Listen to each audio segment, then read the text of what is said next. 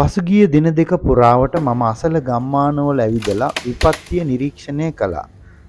යමක් කරගන්නටම බැරිව සිටින කෙනෙක්ව සෙව්වා. කොච්චිකඩේ කොරියාව ප්‍රදේශයේ පදිංචි ප්‍රසාද්ද මට මුණ ගැහුණේ කොච්චිකඩේ දේවස්ථානයේ අවතැන් වූ ජනතාව අතර. මම උදව්වක් කරන්නට උත්සාහයක් ගත්තා. දළුව කොටුවේ වසම බහරව හිටපු ග්‍රාම නිලධාරී මිරැන්ඩෝ මහත්මයා මුණ ගැහිලා ආබාධිත ප්‍රසාද්ට උදව්වක් කරන ලෙසට ඉල්ලීමක් කළා. පසු එතුමා උදෑසන 9ට පමණ මට දුරකථන ඇමතුමක් දීලා ගුවන් හමුදා සෙබළුන් 15 දෙනෙක්ගේ කණ්ඩායමක් මට ලබා දෙන බවට පොරොන්දු වුණා.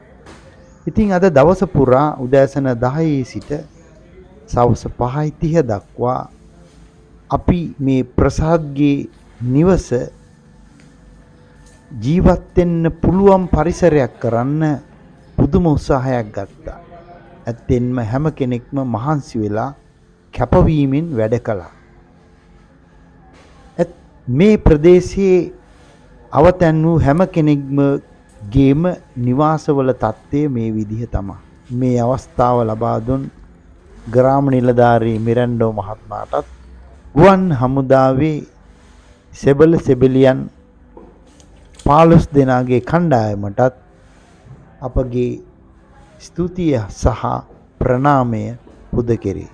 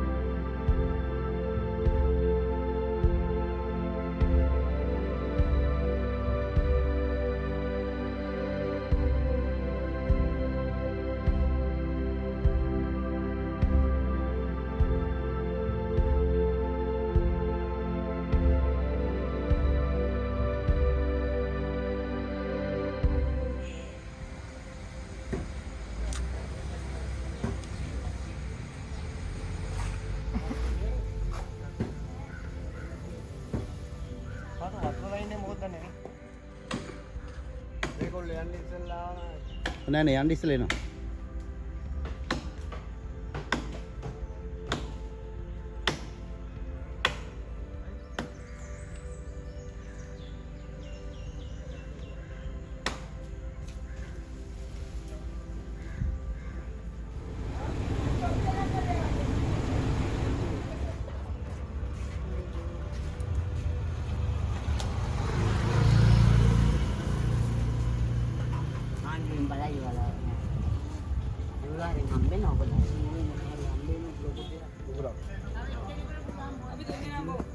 ඔයාලට තියෙනවද? වේ වේ.